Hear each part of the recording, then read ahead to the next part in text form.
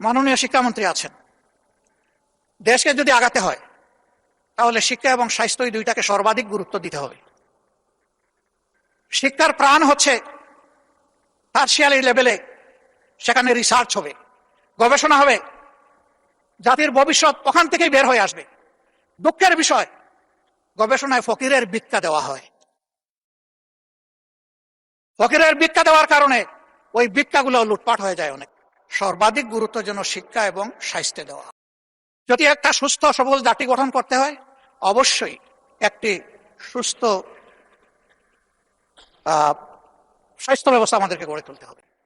আমি মাননীয় প্রধানমন্ত্রীকে সম্মান রেখেই বলছি, তিনি বলেছেন আমরা একটা মেরিটোক্রেটিক নেশন বিল্ড আপ করতে চাই। আমি তাকে বলবো, দল আদর্শের ভিত্তিতে নয়, মেরিট এবং কমিটমেন্টের ভিত্তিতে সমস্ত নাগরিকগুলোকে আপনার নেতৃত্বে যেন মূল্যায়ন করা হয়।